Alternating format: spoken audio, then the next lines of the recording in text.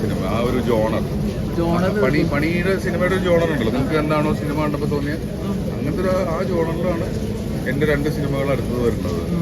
അത് ഞാൻ back to back direct ചെയ്യാനുള്ള പരിപാടിയാണ്. എൻ്റെ ഇപ്പോഴത്തെ ഒരു കമ്മിറ്റ്മെന്റ്സ് കഴിഞ്ഞാൽ ഞാൻ നേരെ ആ 2 പടങ്ങളുണ്ട്.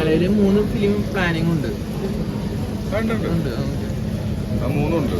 ആ 3-ൻ്റെയൊക്കെ ഓൾമോസ്റ്റ് കാസ്റ്റിങ്ങും പരിപാടികളൊക്കെ ഞാനിങ്ങനെ ഹാൻഡ് പിക്ഡ് ആയിട്ട് ചെയ്യുന്ന ഒരാളാണ്. അതായത് കണ്ടുമുട്ടുന്ന ആളുകളിൽ നിന്ന് കാസ്റ്റിങ്ങുകളെടുത്ത് എനിക്ക് രൂപങ്ങൾ ഭയങ്കര ആവശ്യമാണ്. അപ്പം അതൊക്കെ ഒരു വിധപ്പെട്ട രീതിയിൽ വർക്ക് നടന്നുകൊണ്ടിരിക്കുന്നത്.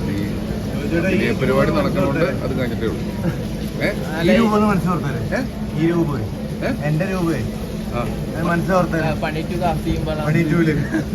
അല്ല, ഗിരിയേട്ടന് മാത്രമാണോ പണിറ്റൂലേക്ക് വരുന്നത്? വേറെ കഥാപാത്രങ്ങൾ ആളേ ഇല്ല. അപ്പൊ പുതിയ നായകനാണ്.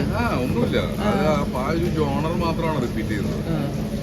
സിനിമ ഒരു കഥാപാത്രങ്ങളെയും കൊണ്ടുവരാൻ ഉദ്ദേശിക്കുന്നില്ല. അത് കഴിഞ്ഞു. ഡിസംബറിലാണ് ഷൂട്ട് പ്ലാൻ ചെയ്യുന്നത്.